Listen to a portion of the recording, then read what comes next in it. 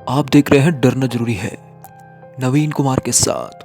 तो चलिए बढ़ते हैं आज की कहानी की ओर। दोस्तों, आज की कहानी है हिमाचल के अमित कुमार जी की। दोस्तों, मैं अमित हूँ और मैं पेशे से एक ट्रक ड्राइवर हूँ। दोस्तों, आज मैं आपको अपने जीवन की एक सच्ची घटना के बारे में बताने जा रहा हूँ। दोस्तों, मैं अक्सर अपने काम के सिलसिले में बहुत दूर दूर तक जाता रहता हूँ। कभी कभी तो मुझे दिनों तक घर नहीं लौट पाता हूँ। दोस्तों, मुझे भी अपने काम से काफ़ी प्यार भी है और शायद इसीलिए मेरे मालिक का मुझ पर काफ़ी भरोसा भी है। और जब भी कोई जिम्मेदारी का काम आता है तो मालिक सबसे पहले मुझे ही फ़ोन करते हैं। दोस्तों, मुझे आज भी वो खौफनाक मंजर याद है जब मेरा सामना एक भटकती हुई आत्मा से हुआ था। और दोस्तों, इस घटना ने मुझे अंदर तक हिला दिया था।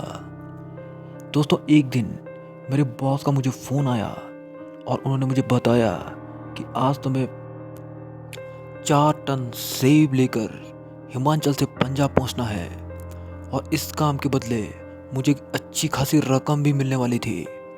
दोस्तों, हिमाचल से पंजाब की दूरी लगभग 800 किलोमीटर से भी ज़्यादा थी, लेकिन मुझे लंबे समय तक ड्राइव करने का काफ़ी अनुभव था।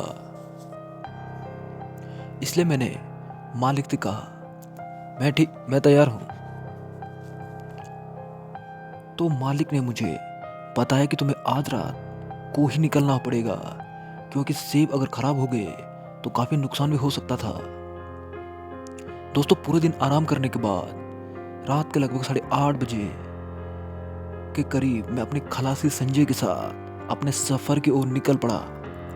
दोस्तों, हमने ट्रक में पंजाबी गाने ऑन कर दिए और खिड़की से आती ठंडी हवाओं का मजा लेते हुए हम चले जा रहे थे। दोस्तों, मेरे खलासी संजय ने बीड़ी जला दी और सुट्टू का मजा लेने लगा। उसे देखकर मैंने बोला, अबे और नवाब की औलाद, खुद बीड़ी के मजे ले रहा है और मेरे लिए कुछ भी नहीं। अब चल फटाफट एक बीड़ी मेरे लिए भी जला। मेरी बात सुनकर संजय बोला, अरे उस्ताद जी, ये भी कोई बोलने की बात है। ये लो, आपकी बीड़ी तैयार है, मजे लो। और फिर हंसने के लिए और उसने फिर मेरे लिए एक बीड़ी जला दी। दोस्तों, अब रात का अंधेरा गहरा होता जा रहा था और कुछ देर पहले जो सड़क गाड़ियों से भरपूर थी, अब इक्का दुक्का ट्रक ही रात को इस सड़क पर मौजूद थे। दोस्तों, मैं भी ट्रक को पूरी रफ्तार से भगाए जा रहा था कि दोस्तों तभी मैंने देखा कि सड़क पर एक आदमी पैदल जा रहा था। दोस्तों, हमारे ट्रक को वो अपने आदमी रुकने का इशारा कर रहा था। इतने सुनसान जंगल में वो आदमी अकेला क्या कर रहा था, उसे देखकर मैंने अपने खलासी से बोला, अरे संजय, ये आदमी गाड़ी रुका रहा है, शायद इसको मदद चाहिए, क्या बोलता है, रोक दूं? मेरी बात सुनकर संजय बोला, अरे उस्ताद, क्यों मुसीबत मोल ले रहे हो? अगर इसका इरादा लूटने का हुआ तो हमें अपने काम से मतलब रखना चाहिए। दोस्तों, उसकी बात सुनकर मैंने ट्रक आगे बढ़ा दिया, क्योंकि मैं भी कोई रिस्क नहीं लेना चाहता था। दोस्तों, उस आदमी को मैं अभी भी अपने साइड मिरर में देख रहा था, लेकिन मेरे देखते ही देखते वो आदमी गायब हो गया। उसके यूं गायब हो जाने के कारण मैं बहुत चक्कर रह गया और मैंने जोर से गाड़ी का ब्रेक लगा दिया। मेरे ब्रेक लगाते ही संजय बोला, अरे उस्ताद, क्या हुआ? तो मैंने बोला, भाई संजय, वो आदमी जो मेरी आंखों के सामने अभी भी था, गायब हो गया यार। मेरी बात सुनकर संजय बोला, वो आदमी जरूर किसी गैंग का आदमी होगा और इससे पहले कि हमारे साथ कुछ ज्यादा बुरा हो जाए, हमें फौरन यहां से निकलना चाहिए। इसे एक भ्रम मानकर गाड़ी आगे बढ़ा दी। दोस्तों, हम 3-4 किलोमीटर आगे ही आए थे कि तभी हमने देखा कि वही आदमी हमें फिर उसी सड़क पर दिखाई देने लगा है। उस आदमी को दोबारा उस सड़क पर देखकर हम दोनों की सिट्टी पिट्टी गुम हो गई और हम दोनों एक दूसरे का मुंह ताकने लगे। मैंने बिना ब्रेक लगाए अपना ट्रक निकाल दिया।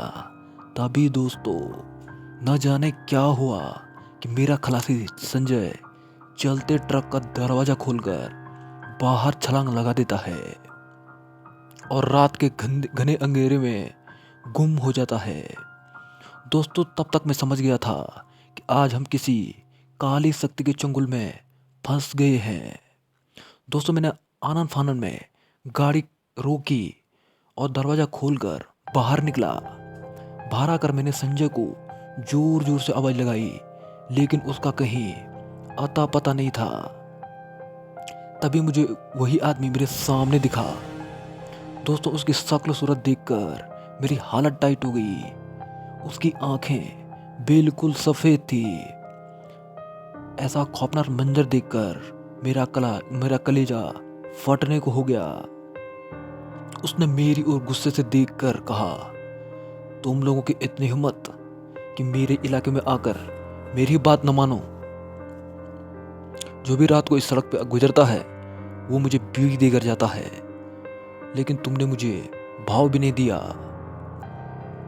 तुम्हें मेरे कहर से अब कोई नहीं बचा सकता।